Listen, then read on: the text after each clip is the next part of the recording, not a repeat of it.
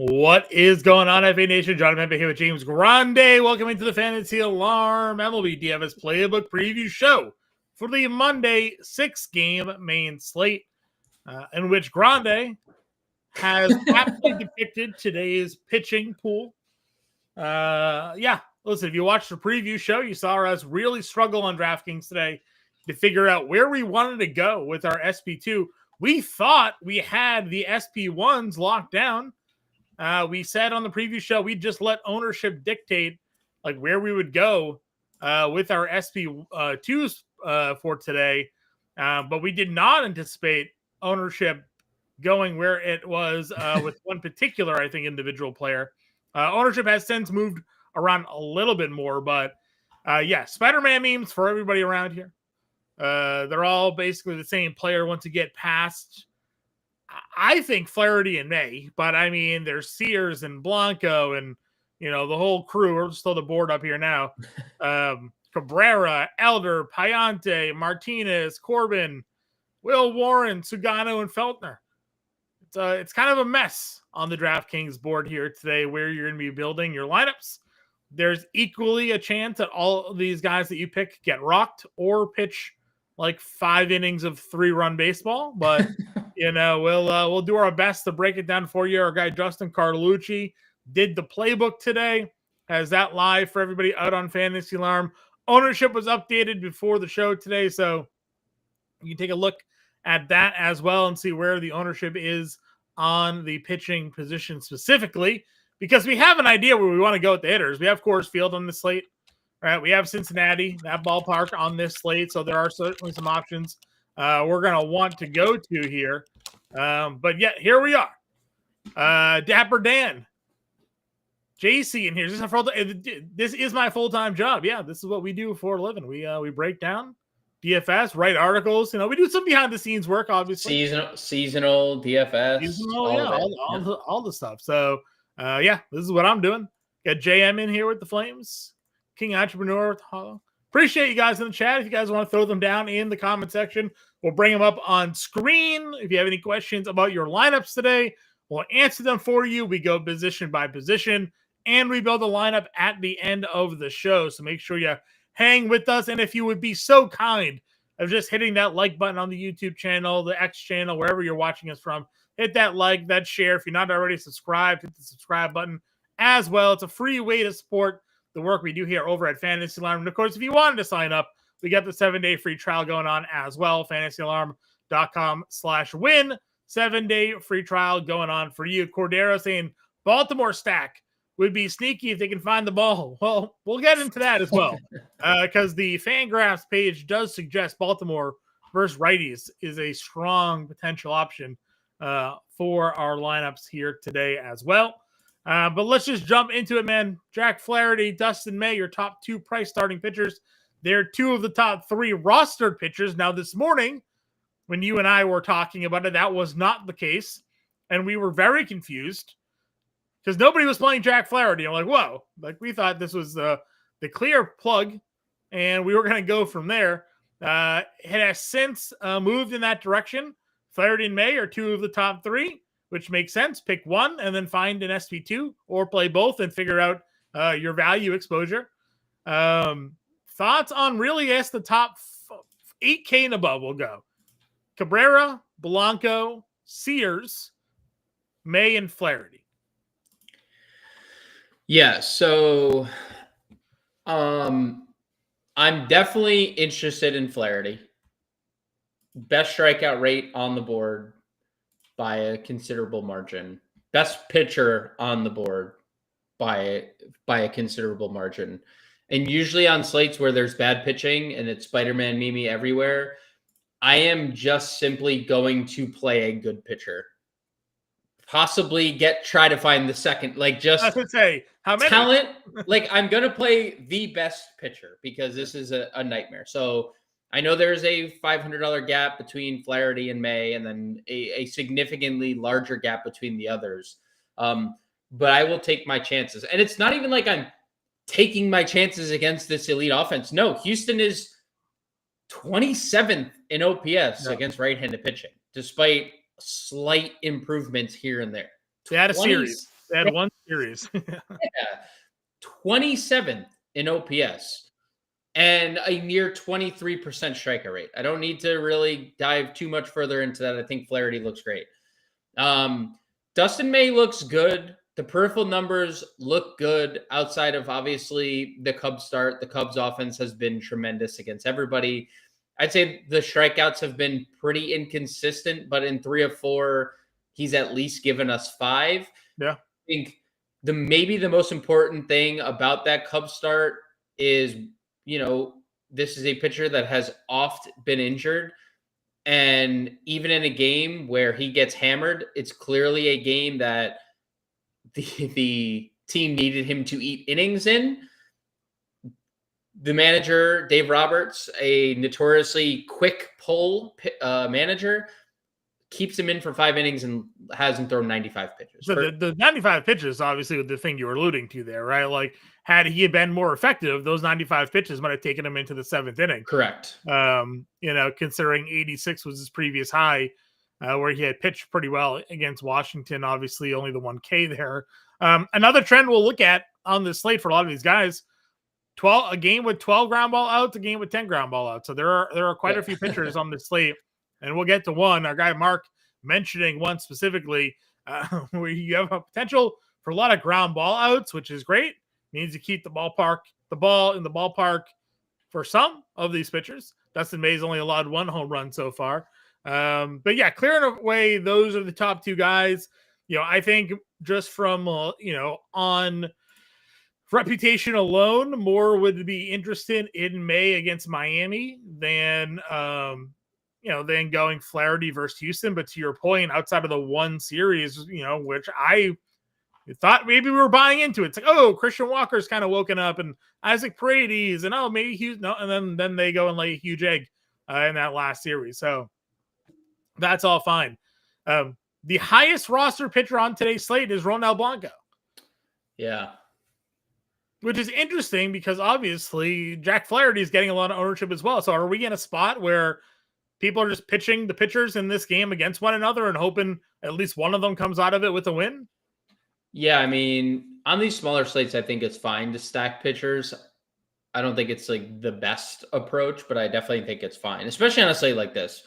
Ronel Blanco had a extremely lucky year. You guys have heard us talk about this every 5th day, right? Like every 5th day, it's like the luck will run out, and it didn't for an entire season. Outside of his suspension for putting like spider tack on the baseball last year, like other than that. The luck never ran out for Ronel Blanco.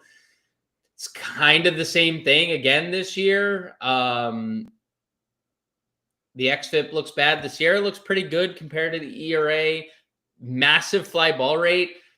It is interesting that the Tigers have so many lefties in their lineup, John, and yet against righties, 19th in OPS, 23rd in ISO. It's not like a great offense. Mm-hmm. They have good names. They've had players in and out, like Carpenter's missed time. Gleyber Torres has missed time. So maybe it's not completely fair to judge them completely, but the numbers are the numbers as we get through a full month of the year now. Ronel Blanco's been a little actually unlucky comparatively to the numbers, and this is an offense you can exploit. So I don't hate the Blanco play.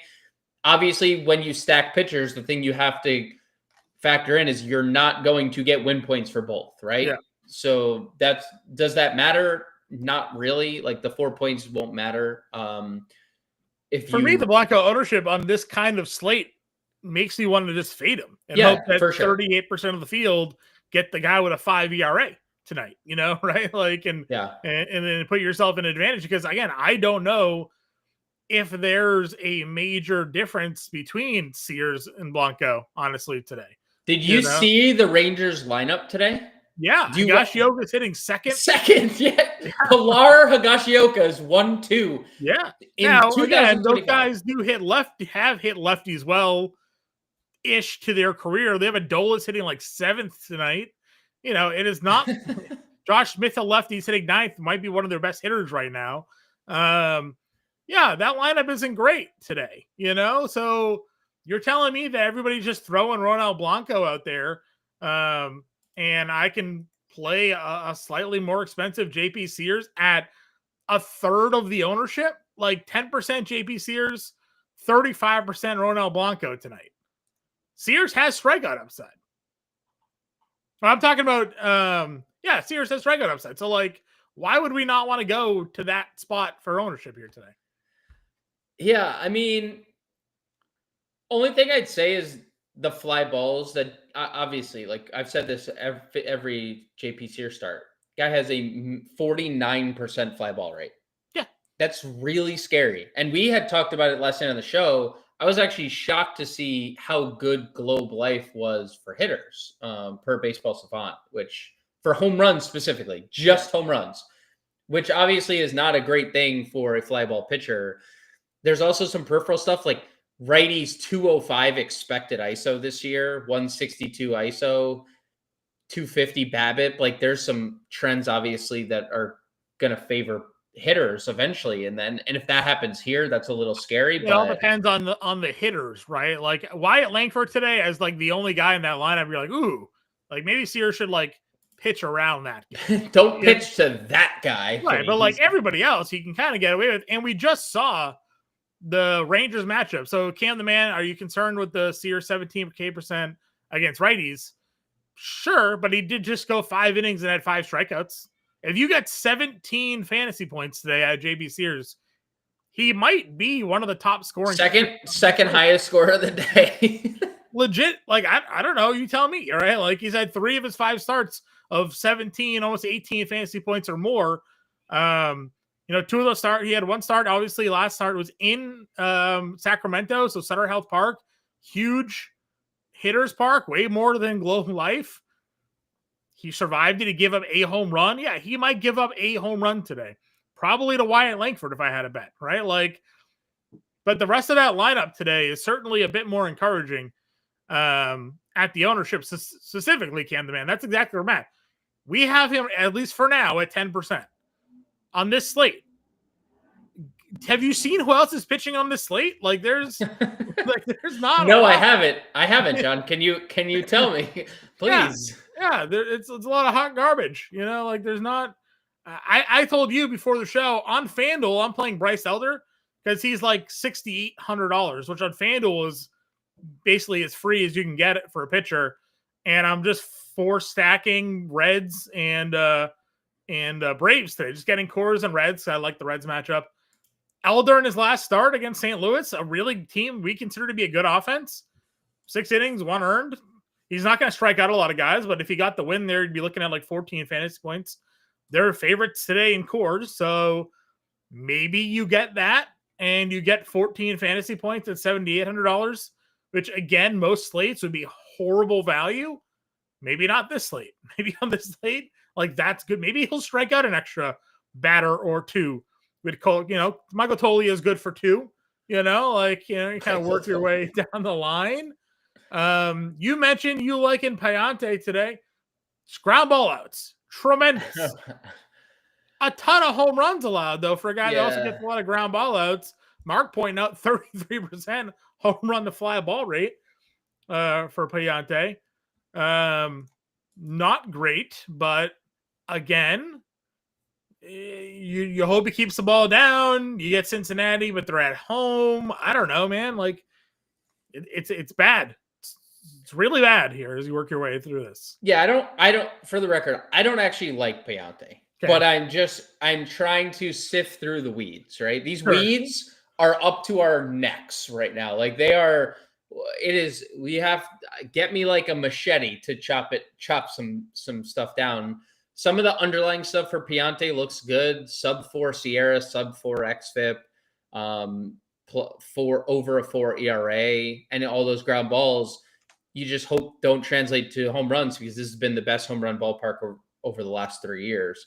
Only thing else I'd really add is typically in a say like this, I would just look for strikeout upside. Really, the only pitcher with any is Will Warren. That is about the only guy. Like Edward Cabrera misses bats, but do you want to tempt fate with Edward Cabrera against the Dodgers? That would be I guess what is the difference between Edward Cabrera and Will Warren? The reason I would prefer Warren is because the price. But Will Warren is a guy who does have a really good strikeout rate, at least for a guy of a $6,800 pitcher.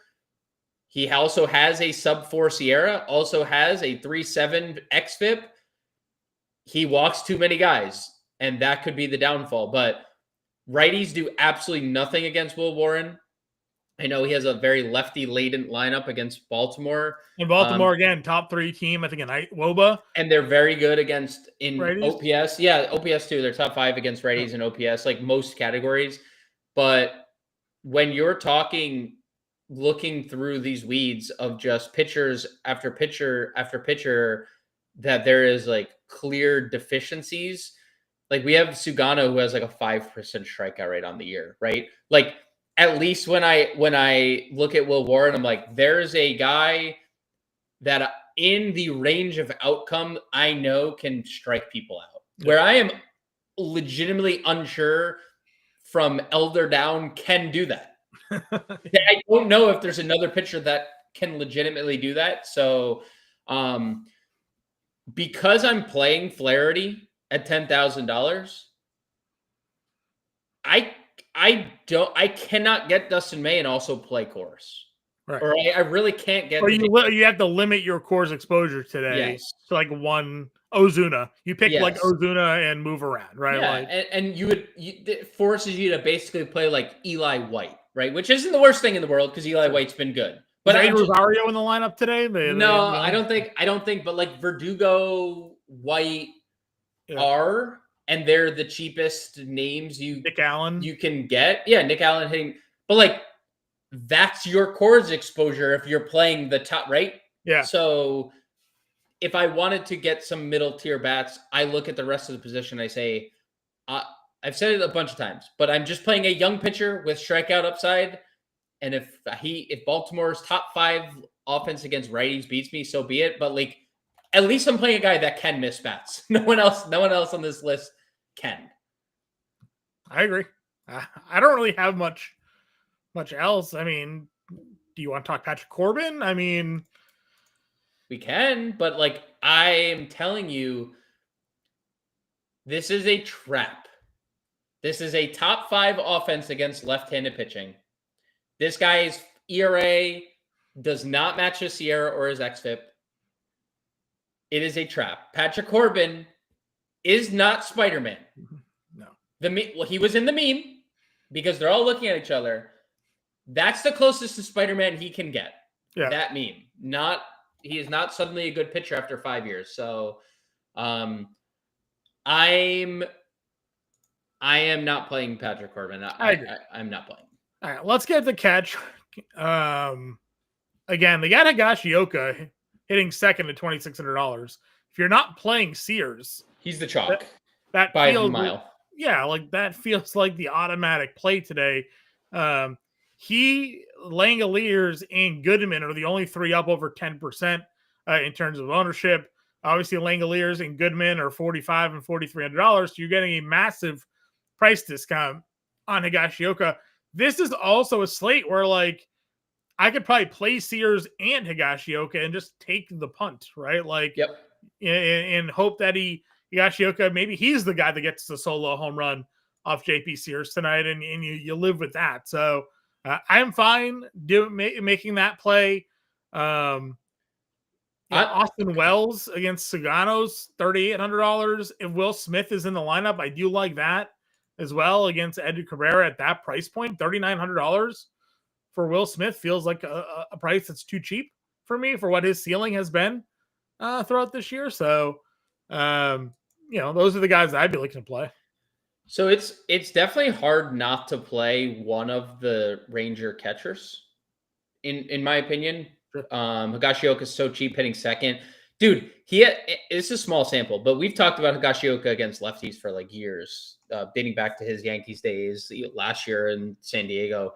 He is a 353 expected ISO this year against left-handed pitching. Again, super small sample.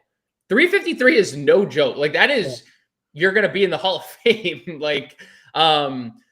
And Jonah Heim, 333 actual ISO, 460 WOBA against lefties. Again, not sustainable because the small sample, but like if that's what we're getting and that's why they're hitting second and fourth, I think both of them look great against a fly ball heavy pitcher.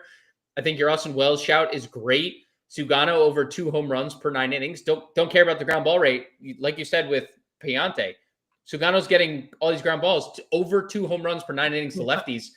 And I can't wait to talk righties because Aaron Judge is the best bet for a home run ever. Not just saying because he's hit 60 in a year before and 53 times, but like the Sugano splits against righties and lefties are insane. But I love the Wells call. And I find it hilarious that Augustin Ramirez is not being played only because he's like catcher is a bad position. Yep. Typically. And usually you're just looking for cheap punty plays. Can I get 3 to 5 fantasy points from this punt?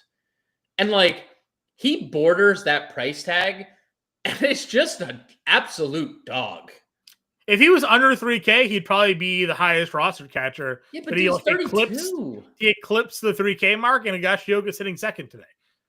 Plus, people are playing May, right? Like people don't like to play hitters against their pitchers. And Dustin May is the second highest rostered pitcher on the slate today. So ownership on Ramirez is just gone. I get it. I mean, even Ryan in chat saying Higashioka batting second with the eyes emoji, right? Yeah. It's great. It is also great pivot to go to Augustin Ramirez because the price isn't terribly different. No. And this talent is up here compared to Higashioka, right? Like that is not a even. I mean, if you're not field. playing May, you should be playing Ramirez probably today, right? Yes. Like because if anybody's getting to May on this slate, your Ramirez is on the top of that list, right? So kid's been absolutely unreal. And righties haven't been great against Dustin May, but he does not miss bats against righties. 13% strikeout rate is his strikeout rate's gone down. You know, obviously the arm troubles have just really hurt him there. Well, so 5% against lefties is still good, but like 13 against 14, I'll round up. Also 43% fly ball rate against righties. This is something you and I have talked about. That ballpark very conducive to home runs. Like Dodger Stadium is an elite home run, especially for Dodgers players. You know, for Dodgers players. And you have one guy hitting 50 over there. You know that. It's not. You know, I'm not gonna salute to him. 4.8 xFIP against righties as well. So just I'm just throwing it out there. I do think like Higashioka is clear and away the best per dollar play at catcher. Like when you factor in lefty numbers, matchup, and the price and the lineup position. But boy, Augustin Ramirez, I don't know when I don't think the lineup has come out yet for the Braves or for the Braves. I just looked at the Braves lineup for the Marlins, but he is a great pivot. As Cam said, I don't think he's the best leverage bat of the slate, but he's definitely the best leverage bat of the position. Yeah, again, and if he wasn't, if Higashioka wasn't hitting second today, I think more people would probably be there. It's just on this slate, people are just like, I need the value. And he's hitting second today. Moving on over to first base for us today. Again, you have the Coors Field exposure there. If you want Matt Olson, you have him at $5,500. But like, what's your next play? Like, where's your next favorite first baseman? That obviously isn't the Ohtani Freeman combo against Cabrera. Well, that sucks. I can't pick them. Well, they're just Ohtani's the highest roster. No, I know. I like the Tolia Goldschmidt tier quite a bit. I like Goldschmidt in the Yankee stack. I think you could play Tolia probably in a one-off situation or in a Rocky stack. You mentioned the strikeouts have obviously been an absolute abomination. But Elder's not a strikeout guy, to your point, right? So it's he doesn't miss bats, yeah. So I like Tolia 4K. I like a lot of the value here. Steer 34 in the ballpark. He looks like a competent hitter again. And you and I have talked about that for a couple shows now. Like, didn't have spring training this is like his ramp up period and looks good. I have said it basically show after show about Wilson Contreras, like being another serviceable hitter. Looks good. Like he looks like a good hitter. Hitting in a really good position in the lineup against a pitcher that has awful numbers this year. And for those that like don't remember Nick Martinez as a ground ball pitcher, he used to be a ground ball pitcher. He is no longer a ground ball pitcher. Like massive fly ball rate. Some of the expected stuff suggests he's been a little unlucky, but no strikeouts against righties, 200 ISO against righty bats. So I think the Cardinals in Great American is a great pairing with Coors because they're the pricing of them are like it's more expensive to play the Reds than it is the Cardinals today. So and like 3,400 for a 2-hitter who's been a long-standing good baseball player is like not often the case. Sure. I agree. And Burger's obviously there as well. Yep. $2,900. You wish he was sitting a little bit higher in the lineup, but it is what it is. Obviously, historically, has some good numbers against lefties. And I'll still say, if like you're not going to play May, Matt Mervis, the batting average has certainly dipped. That happens. Short sample size series, in the season, one bad series, and all of a sudden the numbers are down. Still an OPS over 800. Still 7 homers here. So there is some power in that bat. And as you mentioned, if he's going to, May's going to give us some fly balls or something today, there's a chance that he's one that will do it. Anything else at first base for you? No. Second, we go. I can't say I'm playing Ozzie Albies at 57 from the wrong side. I don't think I'm playing Albies or McLean. You can play Albies. You play Albies in a 5-man Brave stack in large field tournaments, but like 57's from the wrong split side. When we built the lineup this morning, we just plugged in Donovan or Gorman, 3 and 5, 4,300, 3,500. I think either of those two make some obvious sense here. Yeah. I haven't changed from that. You could play Jazz in a stack because again, like just 2 home runs per 9 innings from Sugano. I completely agree on the Donovan Gorman call. Would prefer Donovan if you can get there. You could technically play them both if you wanted to play Donovan at short as well. I don't hate Semien hitting 5th. I don't hate Colt Keith hitting 3rd because despite how bad Colt Keith has been, he's just getting on base like at a crazy rate. Like if he was just average, he had an average of like 250, he'd have like 450 on base percentage. And there's some if you look at the Savant expected stuff, Colt Keith has been just kind of unlucky. He's not swinging. He doesn't. This is the. I remember when you broke the. You were like, "Yo, so Miguel Vargas just not swinging. He's just going up there and not swinging in spring training." He's doing that, but in like real life, he's just he's not. He has a 98 percentile walk rate and a 92 percentile chase rate. He's just going up there, he's got the bat on his shoulder, and he's just seeing if you're going to walk him or not. That's what he's doing. He has a 1 percentile average exit velo. His expected WOBA is 330. Right? He's just like not swinging. I would actually rather play, and you pointed this one out, Luis Urias here. He's been good, dude. He's been good. Homers in back-to-back games. Some power here, facing a lefty. I'd rather just play Luis Urias and save the cash. Yeah, I mean, they look good. This is another cheapish stack because you have Jacob Wilson leading off tonight. They drop Butler down, but like Urias is a 7-hitter. I like the lineup position. That's nice, and he's hitting well, so you can slot him in at multi-position. I like the shout. Obviously doesn't have home cooking. Last couple home runs, I think he's actually hit he hit one on the road. I was going to say showing off the ballpark and here, but Yeah, I like Urias quite a bit because I'm not a Corbin believer. This has been Plus, a you're fake. looking for cheap, right? He's $2,500. Yes. At a position that we don't really love. So, No, for sure. third base, this is where it kind of gets interesting. Austin Riley's $5,900. You get him in cores, so there's tremendous power upside. Yes. And then we have the Novelli Marte, $3,800, hitting sixth, who's been on fire. Is he on fire because he was in cores, or is he just back to being the top prospect that he's been?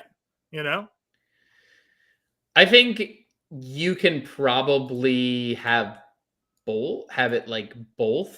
I think so. When you look at the expected stuff, like he's hitting 364, his expected batting average is 266. Yeah. He has a 659 slug. His expected slug is 517. That is still great. A 517 slug is still great.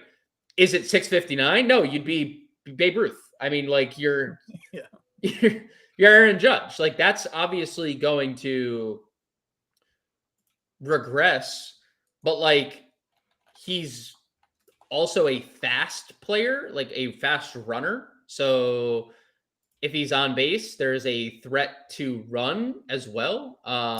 His This is a sprint guy that speed, was once a top 20 prospect in all of baseball. Yep. Got suspended for steroids, obviously, which killed him. And then last year, going into the year, he was a top 25 prospect still. So, like, the talent on him is still expected to be great, and he's only 23.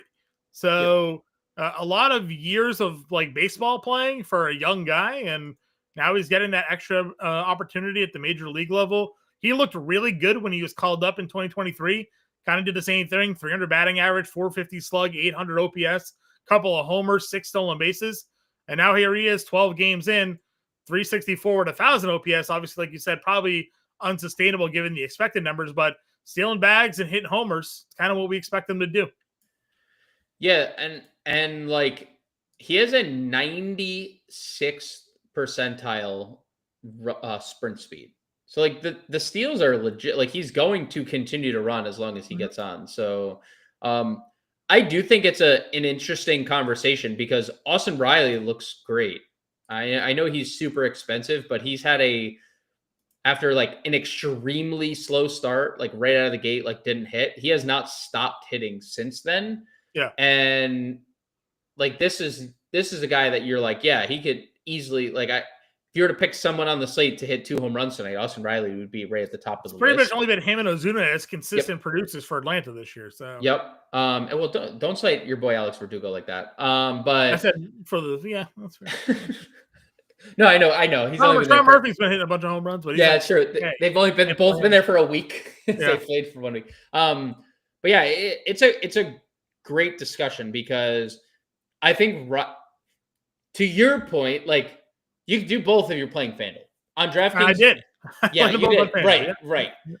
On FanDuel, or DraftKings, you're making a decision. Do you want to spend up on Riley? Is that where you're spending up? I think it's a reasonable thing to do.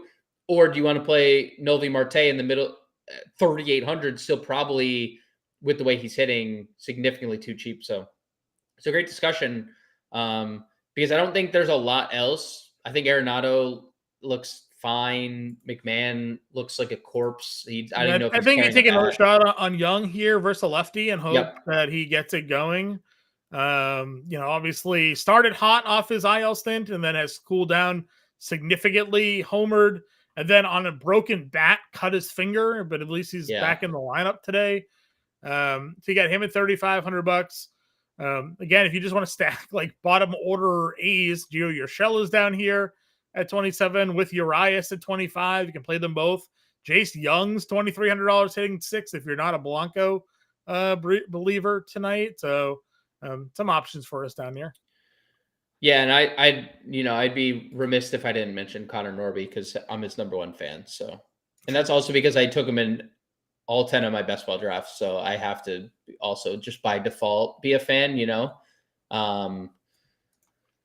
But he is actually just a good player, and Dustin May has struggled specifically against righties. Sure. Cam the Man will get your question in a second here. We're almost to outfield. Shortstop. again, sort of making your decision. Are you able to afford Ellie De La Cruz tonight? Or do you go to someone like a Gunnar Henderson who, power side, split side at least should favor him? I know the numbers right now haven't been great for Gunnar Henderson, but Warren, we know, is a guy prone to big innings and home runs. Henderson should be better than he's shown to begin the year. You got him hitting second as your top 2 price guys, but the mid-range, again, sort of just kind of becomes attractive if we're spending up at pitching. Talked about Donovan already. Jacob Wilson's leading off against a lefty. Jeremy Pena is leading off tonight. Not that we're going to go against Flaherty, but you had called out Pena on the preview show. Josh Smith, a guy we like. Yes, it's lefty, but he's hitting 9th. But you get the wraparound stack there if you want to with Texas. So some good options here in the mid-range. Yeah, I don't have much to add. I think Donovan looks great. Jacob Wilson, obviously Jacob Wilson is an interesting fantasy candidate because you've talked about it a lot. He's hit 3 home runs, but all of them 2 of them have come in a minor league ballpark. And he is not known for power. He's not even really known for speed. He is just elite contact guy who won't walk, he won't strike out, everything's put in play. Yep. It's not like the best DFS profile, doesn't do anything great, doesn't have like weakness at the plate though, because he could go 4 for 4 and you're like, that it doesn't matter. The only thing I'll counter to this just now is the fact that he is actually leading off, whereas before he was hitting Correct. like 6 or so. Like now there's a chance where he gets 2 to 3 hits and then scores 2 to 3 runs. Right. Before he was hitting 6. Agreed. And the 7, 8, 9 guys were just getting out when he would get on base. Right. Yes. So that's where I do think his profile's elevated a little bit, but yeah, like only a handful of extra base hits. Again, the power, 2 in Sutter Health. The other one was in Coors, so like not going to be that. You need him to like rip a double, and then score. He's not going to steal any bags for you, nope. So you need those 2 hits, 2 runs, basically. He does have 2 walks. Fine, in the last few games too. Like they cheered for him. Yeah, they actively cheered for him when he walked, which is just goes to show you what he is, right? He hits everything. Like everything is put in play. Yes. If it's in the zone, he swings and he makes good contact. So. Like you're not wrong. If he doubles twice and scores twice, that's a home run. That's 14 DraftKings points. That's the equivalent of a solo shot. And like you're like, holy cow, that's a steal at 3,900 for my shortstop. But like that is basically best case scenario for Jacob Wilson when he's not home. When he's not home. So like I love the lineup. I love the matchup. I love the price. The only concern with Wilson is he doesn't profile as like gotta play DFS play. And so, but to be fair to him, there's probably 3 of those guys at shortstop on the slate, right? Sure. It's like Ellie, Mookie kinda, Gunnar, and Donovan probably like Donovan this year for sure. Xavier Edwards could steal 3 bags. He can. But the rest of the position, not great. So would you play Nick Allen hitting 9th? Yeah, of course. Wraparound stack. And he's fast. So he played the Allen, Verdugo, Riley, something like that. Yeah. All right, let's get to outfield. Let's answer Cam the Man's question here. Ohtani or Judge today? So I think this is interesting. So we know Sugano as the ground baller. Yeah. Right-handed bats have a 44% fly ball rate against him and a 36% hard hit rate, 5.48 xFIP. It's not great for a guy who doesn't miss bats and is relying on so many ground balls. If one side of the plate is hitting nearly 50% fly balls, can I, taking my team hat off, because Yankee fan, yeah. Obviously, we're by the way, reigning defending American League champions. I'd say Judge, but like also, I could equally make that case for Ohtani against Edward Cabrera, who can't get lefties out for the last 3 years. So Yeah. I mean, obviously, Otani's been off to and I say slow start in quotations. He'd have a great start compared to anybody else, but with the expectations for Ohtani, 50-50. He went right? 50-50 last year. Yeah, he's at 6 homers, 6 stolen bases. Like, man, like he should have more, maybe. But, I kind of would agree with you. I think Judge in probably a better spot, and you get a little bit cheaper. I don't know why Cedric Mullins is $5,800. That was a no, that feels crazy. That feels crazy. Didn't understand that one, not for a bit. Marcell Ozuna at $5,400 in Coors in this matchup feels as good as any other outfielder on the board. Yeah, he's been good he's just good. I don't know. I don't got. Ryan's got a stat. He did ask this question earlier, and I forgot to answer it here.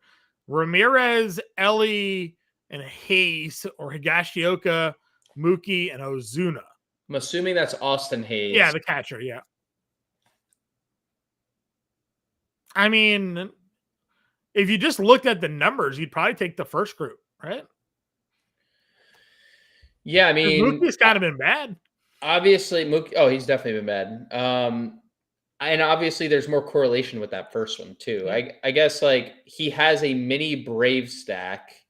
So, would it be a bigger stack with Ozuna, or would it be Ozuna is part of the mini stack, and then you would have like a one-off if you went with the first pairing, And he's got Young at third already. I think the first one obviously correlates better.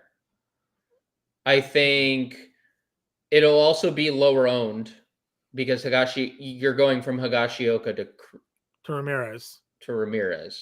But you'll have a Higashioka Young stack with what's your mini Braves? Is it Verdugo, like Riley, or Verdugo Smith? Like, what's your Brave stack?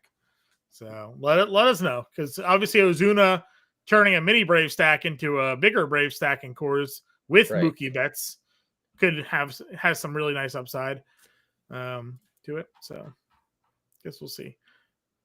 I'm also not like keen on playing Mookie today. I don't think you need to play Mookie Betts. Verdugo and Olsen. So you would have Verdugo, Olsen. I think I'd almost rather play like Donovan or Gunnar than play Mookie Betts. He's definitely been bad.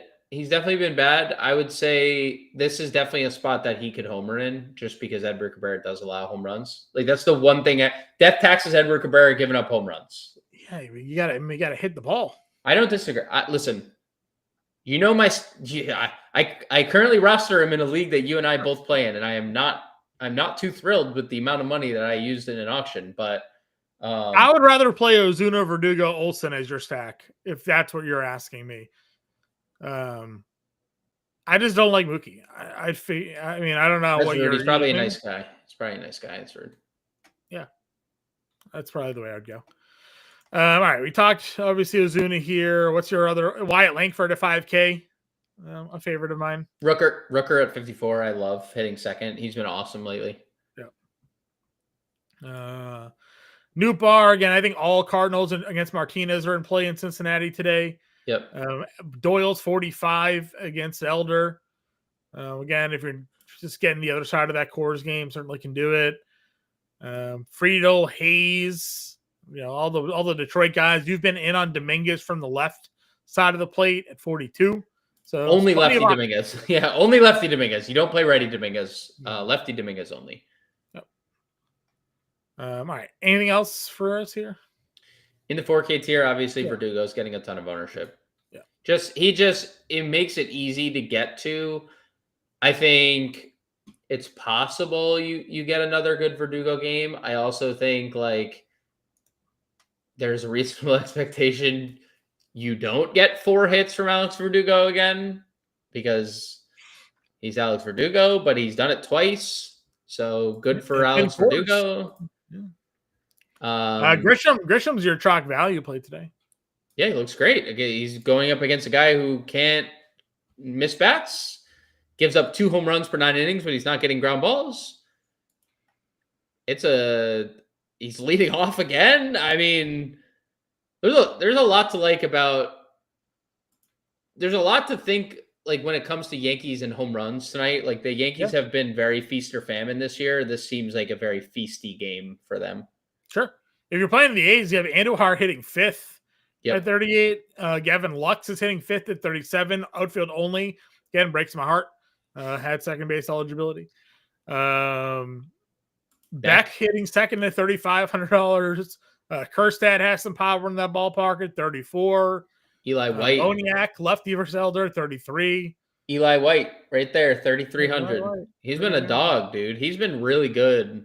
And I think the key has been the last couple. One, they've obviously sent down Kelnick. He's gone. Yeah. They had been playing him over Kelnick. And we had mentioned it last night on the pre-show. We're like, maybe Kelnick gets in the lineup. And I didn't realize, because I actually picked up Eli White in FSGA today. He's been playing against righties. They're just playing him against both splits because Kelnick's been so bad. Yeah. Look, that's why I wasn't sure if Rosario was actually going to be in the lineup because they said he'd be with the team today. So White hitting 8th. I mean, it's obviously not like the best spot in the lineup, but the power's been there lately. He has a little speed as well. In cores, cheap. He is like clearly the cheap guy from the Braves to get to. Outside Verdugo's 4K, but like sub 4K price. And then you got Pilar leading off at $2,700. Yeah. So if you wanted, again, just get some cheapies in there, the 1-2 Higashioka Pilar stack, both under 3K. It is. Is Pilar getting ownership? Do we have like Kevin Pilar ownership? He is getting ownership too, huh? Oh, man. It's cheap. People are trying to spend up, man. Double spend. I know. No, I know.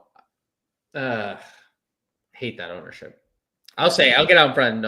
I'll say it. I hate that ownership. And then you have Potheads here, who you and I kind of went in on last night. Statcast page looks horrific, but last 5 games, guy's been really good, including a game where he had 3 hits when Paul Skeens on the mound. So, good pitching, bad pitching, seemingly okay. Homers in 3 of 5.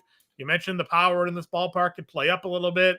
I'd go back to the pie as well until he proves me otherwise. Yeah. You ride the hot hand because again, he hit really well at AAA. He was okay hitting last year. He was obviously horrific to start this year, but he is starting to come around.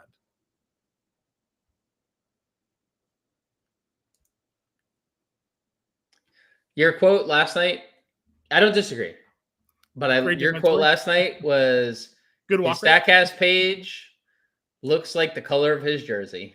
It's true. And that's all I needed to hear. Yep. It's true. But again, it doesn't encompass his entire season, right? No, it's true. It's true. All right. Because as bad as the Statcast page is, 860 OPS, 270 average. So 277 average, 5 homers. All righty. Let's see if we can jam this.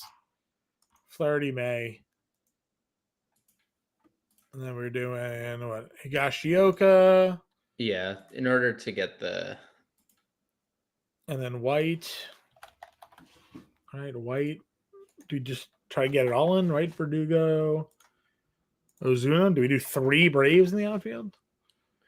Cam, he's exactly the new Kyron Paris. His Statcast page sucked, and he's going to come crashing to earth, just like Kyron Paris had. It feels like that's likely to happen. You're right. Second. It's exactly what's about to happen. So you like Nolvi here, 44. So we can get up to Olsen, or we can play a value, and then maybe. Well, what are we going to do? Well, what are we going to do at short? Is the question. I said if we can do like a steer. Oh, we're so close. I feel like we built this lineup last night. Or we didn't have White, though. I don't think we used Ellie. We used Nick Allen last night, I think. We can do this. I don't hate it. You also are stacking the 6-7 and Cincy. That correlates the Braves. I don't hate it. The only one-off is Urias, and we're double picking pitchers here. So yeah. So yeah, I don't know. Again, it is a crapshoot, but you're getting some top end plays in some good spots. Playing kind of chalk value with Pilar and Higashioka, so you're riding that one out. Mentioned if you wanted it to be different, like Sears is getting 10%. You just don't play Pilar and Higashioka, play Ramirez. 3K outfielder. Just miss on Trent Grisham. Yeah, I'll miss on White as well. Let's see. You're also using... No, you're not. Okay, good. Not even a value. Not even a value first baseman we could play. You would have to... I think you move off Ellie in this iteration, probably. Go down to like Gunner. Something like that. If you want to be different. I still think the May Flaherty lineup's the way to go. It's going to be May, John, but it's still April. Something like that. All right. Flaherty, May, Higashioka, Steer, Urias, Marte, Gunner, Eli, Verdugo. Oh, no, or Nozuno if you want your Brave stack, I guess. Right. And then you do Pilar and Ellie if you want to go out for your red stack. Harris over Ozuna. I wouldn't play Harris over Ozuna. You gotta lock in Ozuna today. I agree. So, all right, guys, Playbook's out. That's the show for today. We appreciate you tuning in. Again, if you can do us a favor, just hit that like button. It's a free way to support our show each and every day here. We'll have the preview show out tonight. We'll be back live tomorrow again. Good luck tonight with your lineups. Better days, hopefully tomorrow with the slate. And we'll have some money in our bank accounts. We'll talk to you later.